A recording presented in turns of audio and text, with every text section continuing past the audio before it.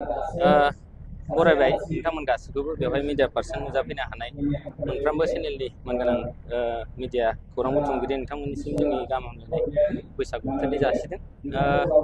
जोङो बेवहाय देग्लाय बेंटल दख'रा दुलाराय बर' फरायसा आफाद हिसाबै 8थि जेनाखि रंजालि बैसागु रंजानाय बेजों लोगोसे 7थि आइफवालि बैसागु खुंफुं आफादजों जों जथायै रंजालि बैसागु खुंफुंनाय बे हाबाफारिखौ लादों।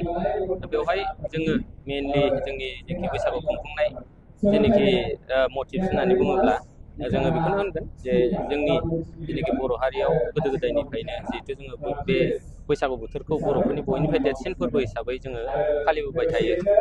दा बेबायदि फालिबोबाय थानायाव गोबां समाव गोदोनि समाव जिबायदि मोनसे मा होनना बुङो बेखौ मोनसे डिसिप्लिन गैयै रंजानायजों जोङो जोंनि गेदेरथार मोनसे हारिनि रंजानायखौ गुबुंले फारसे जोङो थांनायखौ नुदोंमोन। दा बेबायदियैनो जोङो दुलाराय बर' फरायसा आफाद हिसाबै मिरुनिफ्राय जागायनानै जिल्ला लोगोसे दख'रा आफादफोरा जिबायदि रंजालि बैसागु खुंदों जों मोनसे डिसिप्लिन मेनटेन खालामनानै जोङो बैसागु खुंदों। बेवहाय हाबाफारिफोर जों लादों।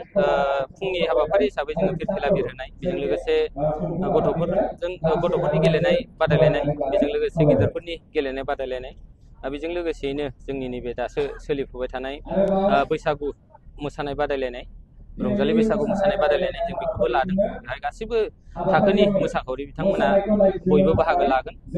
बेबायदिनो जोङो जोंनि जेनाखि रंजानाय बे हाबाफारिखौ मोनसे मेहेरगोनां महर होनानै बे ओनसोलनि जेसेबां बैसागु रंजानो मोजां मोनग्रा बिथांमोनखौ जोङो थुलुंगा होनो सानदों। दा इयुननि समाव जाहाथे बेबायदिनो मोनफा मोनफा गुबुन गुबुन बिथिङाव गेलेनायनिफ्राय लानानै हारिमु दिन्थिफुंनायनिफ्राय लानानै मोसानाय मुसुरनाय दामनाय देनाय गासैबो दिन्थिफुंनायफोरखौ लोगोआव लाफाजाबनानै उननि समाव जाहाथे मोजाङै मोजां बैसागुफोरखौ रंजालायलांबाय थायो। दा बेखौ जोङो खावलायदों रायजो राजाफोरखौ बेवहाय बैसागु खुंनायनि गेजेरजों, आरो इयुननि समाव बिथांमोनाबो खुंगोन जों बेखौ मिजिंथिदों।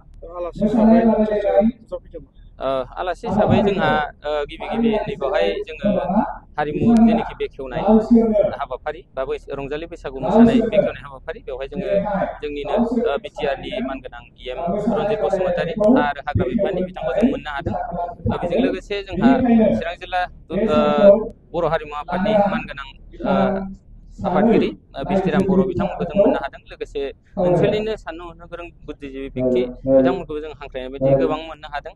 बेजों लोगोसे जोङो बैसागु बोथोरनि गाहाम हामलायथि बावगिरि हिसाबै जोङो चिरां जिल्ला दुलाराय बर' फरायसा आफादनि मानगोनां आफादगिरि दिलीप कुमार बसुमतारी बिथाङा नुजाथिफैनानै दा बिबुंथि लाखिफैगोन। बेजों लोगोसे जोंनिनो बेंटल ओनसोलनि मा होननानै बुंगोन फरायसालिमानि मानगोनां गोरायुं सार जोंहा डक्टर रन्जित कुमार नार्जारी बिथाङाबो नुजाफैनानै दंखायो। दा दसे समाव बिथांमोनाबो बे हाबाफारियाव बाहागो लागोन।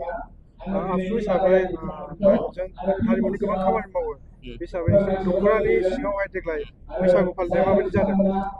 जोंनि दख'रायावथ' दा बुंनांगोन जों मोजां मोनसे थासारिखौ नुदों, जेरावबो डिसिप्लिन रुल ब्रेक जायाखै। नैबे जोंना दाखालिसो थांबाय बेंटल खुंगुरि होननाय मोनसे जायगायाव गिदिरथार मोनसे बैसागु बिसोरो रंजाखांबाय, साननैनि हाबाफारि लानानै रंजादोंमोन। दा बेवहाय बिथांमोना मोजाङै मोजां बारग'होहरबाय। बेजों लोगोसे जोंहा दा सबायझार दालाइसा आफादनि सिङाव मोनसे सबायझार आनसलिक बर' हारिमु आफादजों मोनसे गिदिरथार मोनसे बैसागु रंजानाय सोलिबावो। दा बेयो बिथांमोननिया दिनै माने सिलभार जुबलि सोलिगासिनो दङ। दा बेवहाय मैयानिफ्राय खुंनानै बिथांमोननियाबो मोजाङै मोजां सोलिगासिनो दङ होननानै जों खौरां मोनबाय थादों आरो जों खौरां लाबाय थादों। बेजों लोगोसे बिथांमोना दिनै लास्ट देंखो मोनाबिलि खुंनायनि गेजेरजों फोजोबलांगोन होननानै बिथांमोना जोंनो मिथिहोदों। आसा खालामदों बिथांमोननि देंखो मोनाबिलिया एसे थाबैनो फोजोबनानै जेनोखि जोङो लुबैनाय बायदि जिहेथु मोनानि 10 बाजिसिम खुंनायखौ जोङो बयखौबो माने मोनानि 10 बाजि बारनो नाङा होनना जों बयखौबो एसेब्लाबो खावलायदों। बेबायदि बिथांमोनाबो फोजोबगोन जों मिजिंथिदों। आरो गाबोन 22 होननानै बुंदों सालबारि ओनसोलावबो मोनसे गिदिरथार रंजालि बैसागु खुंफुंगोन। बेवहायबो मोजाङै मोजां बारलांगोन बेखौ मिजिंथिदों। आरो बेजों लोगोसे बेंटल दख'रा दुलाराय बर' हारिमु आफादनि मोनसे गेदेरथार बैसागु खुंफुंगोन। बेहाय 32थि रंजालि बैसागु खुंफुंनो थांगासिनो दङ। बेबो मोजाङै मोजां बारलांगोन बेखौ जों मिजिंथिदों।